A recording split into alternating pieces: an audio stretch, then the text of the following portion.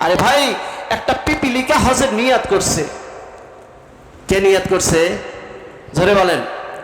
পিপিলিকা আল্লাহর ঘর জিয়ারতের জন্য তার মনে প্রাণে আল্লাহর ঘর জিয়ারতের জন্য মনের ভিতরে তার শুধু বাসা বেঁধেছে। আল্লাহকে ডেকে বলে, আল্লাহ, আমি একটা পিপিলিকা তোমার ঘর জিয়ারত করব, কেমন করে করবো গো আল্লাহ? আমার তো সেই কোনো যাওয়ার ব্যবস্থা নাই, কোনো বাহন নাই।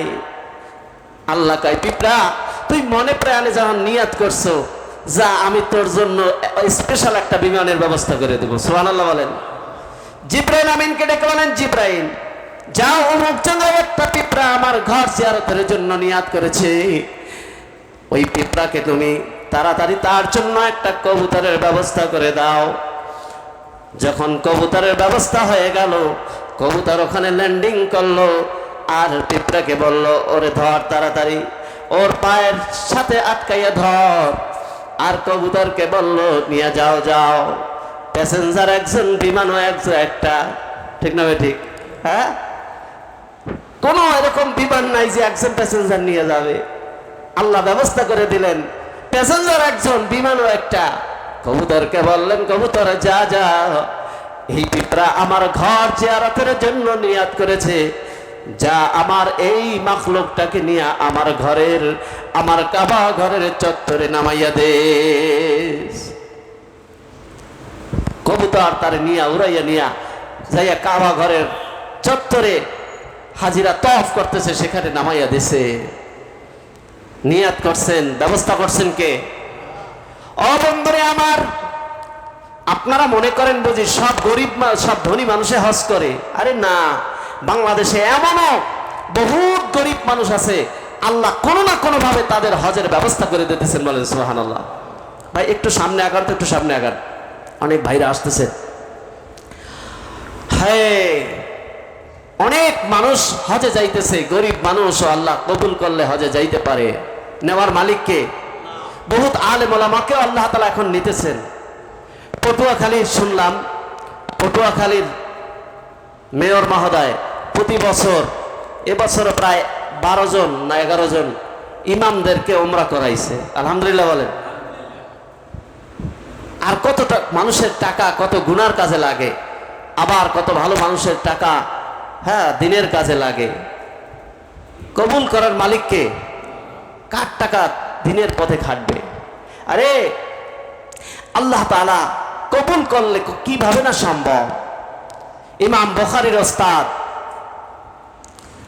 আব্দুল্লাহ ইবনে মুবারক রাহমাতুল্লাহ আলাইহি, ইমাম বুখারীর ওস্তাদ আব্দুল্লাহ ইবনে মুবারক রাহমাতুল্লাহ আলাইহি ইরাকের বাসিন্দা।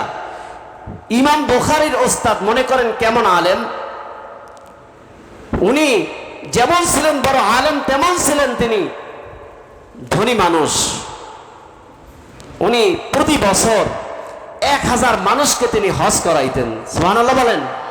কতজন? 1000 মানুষদেরকে নিয়ে তিনি হজে রওনা হইতেন। গরিব মানুষদেরকে, আলেম ওলামাদেরকে নিয়ে তিনি হজে রওনা হয়ে যাইতেন।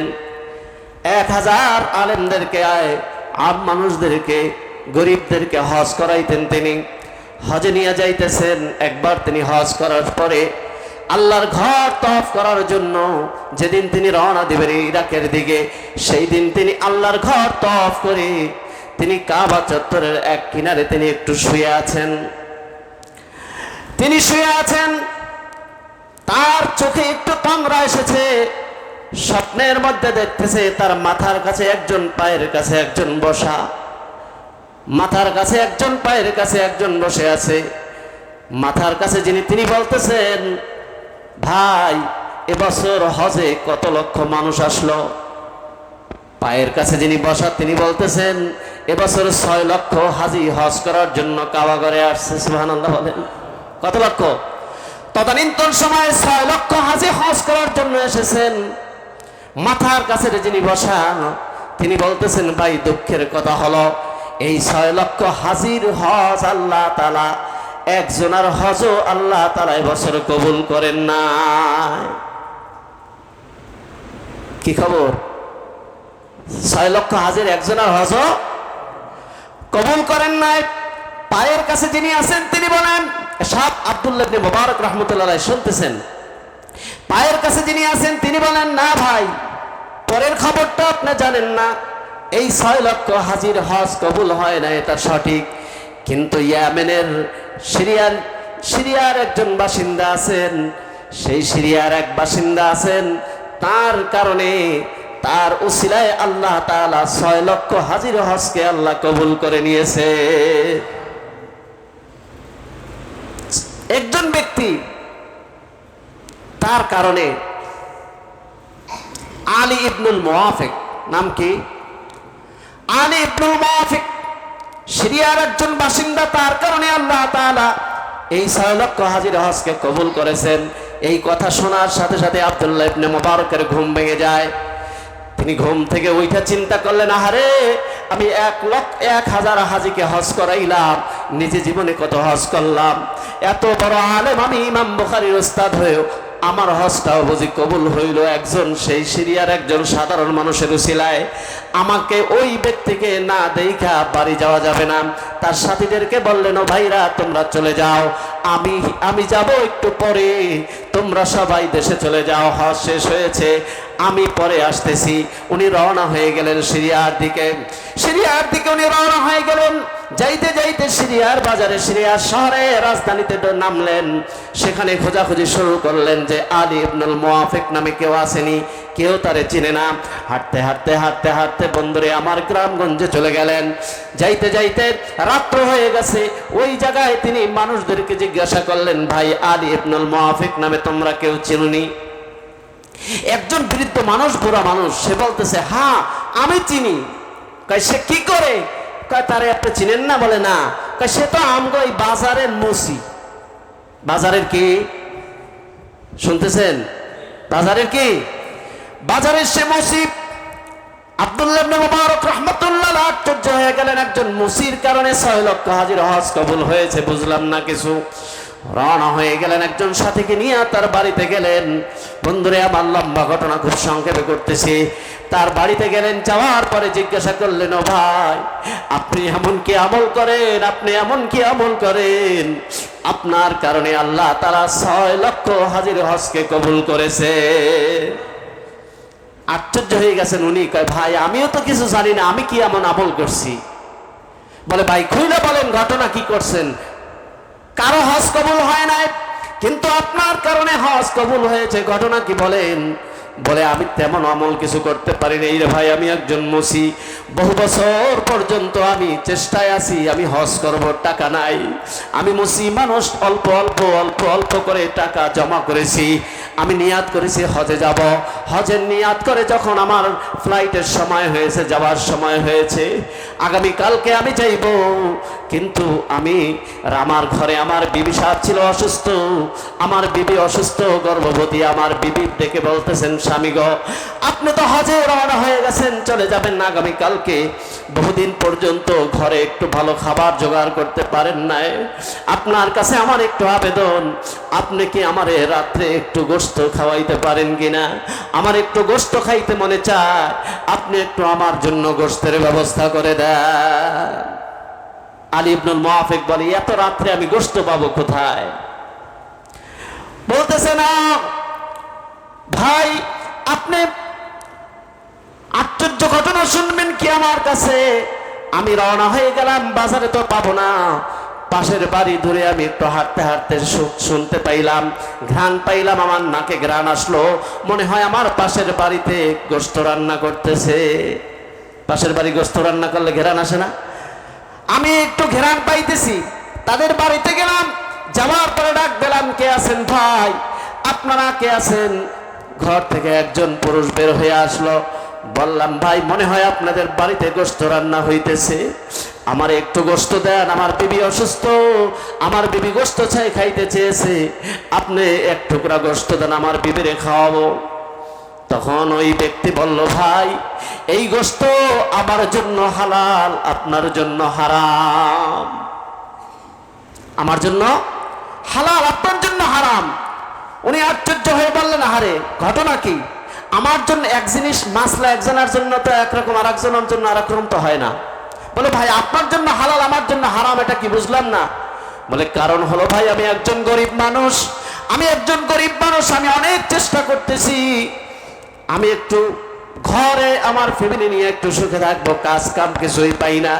আজকে সারাদিন আমি ঘুরছি, কোনো কাজ পাই না, চাউল ডাল কিছু কেনার সময় কিছুই আমার টাকা ছিল না, আমার কোনো অবস্থা ছিল না। আসার সময় বাজার থেকে মন ক্ষুণ্ণ হয়ে আসতেছিলাম, দেখে রাস্তার পাশে একটা মরা গাধা পড়ে আছে। আমি সেই মরা গাধার গোশত কিনে কেটে তারপরে নিয়ে এসে আমি রান্না করছি, কারণ আমি যদি এইটা না আনি আমার ঘরের অনেক মানুষ হয়তো বিকালে মারা যাবে। তারা না খাওয়া 2 দিন পর্যন্ত, ঘরের মানুষগুলো বড় কষ্টে আছে। আমি এই জিনিসটা নিয়ে এসেছি কারণ জান বাঁচানো ফরজ, ঠিক না বে ঠিক? আমি মরা গোশত খেয়ে হলেও জান বাঁচানো ফরজ, তাই আমি ওই মরা গাধার গোশত কেটে নিয়ে এসে রান্না করতেছি। ভাই আপনি মনে কষ্ট নিয়েন না, আপনারে আমি দিতে পারি না এই গোশত, আপনার জন্য এটা হালাল হবে না, আমার জন্য হালাল।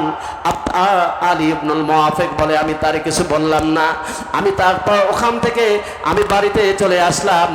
আমি বাড়িতে আসার পরে আমি যেই টাকাগুলো জোগাড় করেছিলাম হজের জন্য, ওই টাকাগুলো আমি সব থলিয়ার ভিতরে ঢুকাইয়া, ব্যাগের ভিতরে ঢুকাইয়া তার বাড়িতে যাইয়া তারে দিয়ে বললাম, ভাই আপনি এই টাকাগুলো নিয়ে যান, এগুলো আমি আপনাকে হাদিয়া দিয়ে দিলাম, এগুলো দিয়ে আপনার সংসারটা একটু ভালো করে চালা।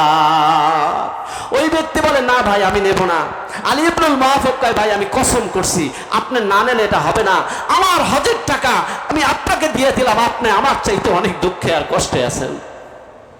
ও ভাই শেষ পর্যন্ত লম্বা করে সময় তো শেষ হয়ে গেছে, বলছে এখন টাকা তো উনি জোর করে দিছে, টাকা সবাই তো পরের দিন হজে চলে গেছে। হজের থেকে যখন রওনা হয়ে আসছে, আসার পরে সবাই হজ থেকে যখন ফিরে আসছে, আইসে একজন বলে, ও ভাই আপনারা না মিনা বাজারে দেখলাম, আপনি এরপর কোথায় গেলেন হারাইয়া?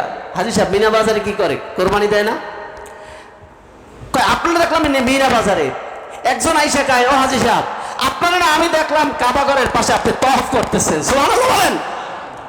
আপনার আরেকজন আইসা বলে, ও হাজী সাহেব আমি না আপনারা দেখলাম নবীর রওজার কিনারে দাঁড়াইয়া তওয়াফ, নবীর রওজা জিয়ারত করতেছেন। এরপরে আর খুঁজে পাইলাম না। ওই আলী ইবনুল মুআফিক বলে, আমি হতভম্ব হয়ে গেলাম, আমি তাদের সাথে কিছু বলতে পারি না, কিছুই বলি না। যখন রাত্র হয়ে যায়, সন্ধ্যার সময় একজন ব্যক্তি একটা ব্যাগে করে কি যেন নিয়ে এসে ব্যাগটা আমার কাছে দিয়ে বলে, ও ভাই আপনি ওই যে আপনি মদিনার ভিতরে যখন নামাজ পড়তেছিলেন, জান্নাতের যে এটাকে কি বলে, রিয়াজুল জান্নাহ, ও হাজী সাহেব আপনি যে রিয়াজুল জান্নাতে বসে নামাজ পড়তেছিলেন, ওই সময় আমার কাছে ব্যাগটা দিয়েছিলেন, ওই ব্যাগটা আপনি নেন নাই কেন? আপনি ব্যাগটা রেখে চলে আসলেন, আমি এই ব্যাগ আপনাকে দিয়ে গেলাম। উনি আরো হতভম্ব, বলে, হুজুর আমি বুঝতে পারলাম না, রাত্রে যখন আমি ঘুমাইলাম, ঘুমের ভিতরে আমি দেখতে পাইলাম আমার প্রাণ প্রিয় রাসূল মুহাম্মদুর রাসূলুল্লাহ সাল্লাল্লাহু আলাইহি ওয়াসাল্লাম আমার ঘরে এসে উপস্থিত হয়েছেন। সুবহানাল্লাহ বলেন। আমার রাসূল আমার ঘরের ভিতরে আসছেন, আয়েশা বলতেছেন, আলী ইবনুল মুআফিক তুমি এমন কি আমল করেছো, আমি রাসূল তোমার কাছে আসতে বাধ্য হইলাম, তুমি যে এই কাজগুলো করেছো, তুমি হয়তো হজে যাইতে পারো নাই, তুমি যে একজন গরিব মানুষের সহযোগিতা করেছো, এর কারণে আল্লাহ তাআলা তোমার পক্ষ থেকে একজন ফেরেশতা নিযুক্ত করে তোমার চেহারার মতো বানাইয়া একজন ফেরেশতাকে দিয়া তোমার পরিবর্তে হজ করাইছেন। শুধু তাই না, এজন্য তোমার এলাকার মানুষ জায়গায় জায়গায় তোমারে দেখতে পাইছে। আর এক ব্যক্তির কাছে আল্লাহ তাআলা যে পাঠাইয়ে দিয়েছেন, তোমার ওই টাকার চাইতে ওটাকে আরো বাড়াইয়া, কয়েক গুণ বাড়াইয়া ওই ব্যাগের ভিতরে টাকা দিছে, যাতে কইরা আগামী বছর তুমি হজ করতে পারো।